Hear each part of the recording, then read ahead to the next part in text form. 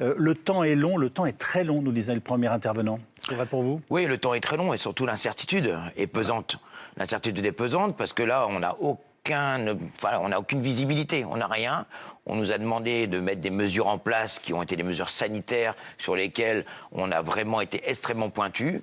On a mis des distanciations sociales, etc., etc. Oui, certes, il y a peut-être une minorité de la profession qui ont fait n'importe quoi. Dans ces cas-là, il fallait prendre ces personnes-là, à faire des fermetures administratives et laisser l'ensemble de la profession œuvrer avec justement un suivi sanitaire comme on nous a demandé. Mais pas ostratiser notre profession comme c'est là. On a l'impression d'être les oubliés. Et pourtant, on a eu une presse et on a eu vraiment un phare médiatique sur ce qu'on est nous.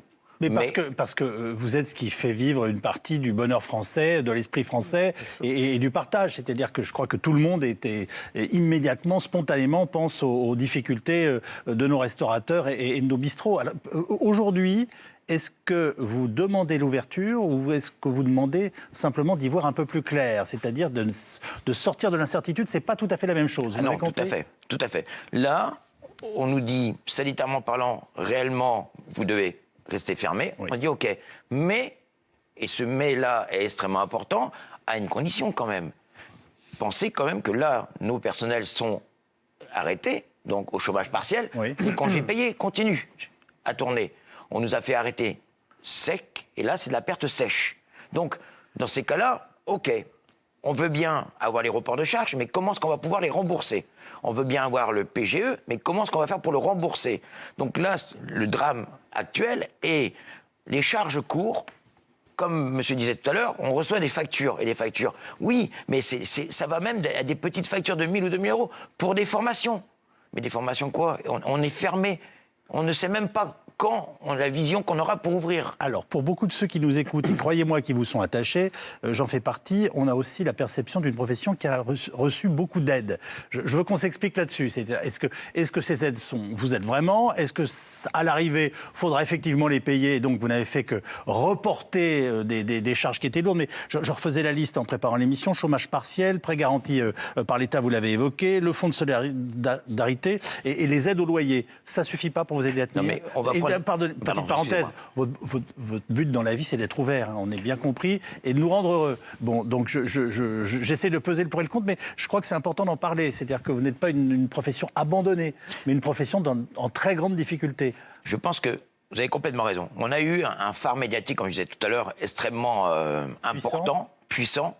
On nous a annoncé des aides, oui, on a eu le PGE, certes, mais attention, il y avait une partie des gens qui ont eu le PGE, des gens qui ouvraient, je vous prends un exemple. Prêt garanti par l'État. Prêt garanti par l'État. Un jeune entrepreneur qui a ouvert son établissement il y a moins de 6 mois, qui est lui également dans la précarité par rapport à ce qui va se passer moins d'1 an, disons, là, est exclu de ce prêt. Les 1 500 €. Oui. Attendez, 1 500 €, on avait à l'époque, on était en combat contre les assurances, parce que ça aussi c'est un facteur assez pertinent. Là, ça faisait quand même 83 € par personne. Dans mon établissement, et on était 18. On était 18. Donc, à un moment, oui, certes. Et là, je reviens aussi par rapport pour les loyers. Sur ce que vous venez de me dire, on était 18. Ça veut dire que d'ores et déjà, vous avez dû dire au revoir à certains de vos employés? Tout à fait. Mais c'est pas que j'ai dû revoir 4 personnes. 4 personnes. Mais c'est pas que j'ai pris 4 personnes, je leur ai dit, vous sortez de mon établissement. Parce qu'on s'était engagé, justement, par rapport à toutes ces aides. Donc là, c'est que ces 4 personnes-là, suite au confinement, suite à la précarité de notre métier et par rapport justement à cet isolement, on dit stop, on arrête. On arrête immédiatement cette profession. Et ce que je viens de dire là, c'est extrêmement grave. Parce que là, la précarité de notre métier était déjà assez important par rapport à la recherche de personnel. Mais là, ce qui se passe là... Ils vous disent c'est trop dur. C'est trop dur, c'est trop fragile, on ira chercher du boulot ailleurs. Voilà, c'est même pas... J'ai bien compris. C'est ça qui est important à comprendre.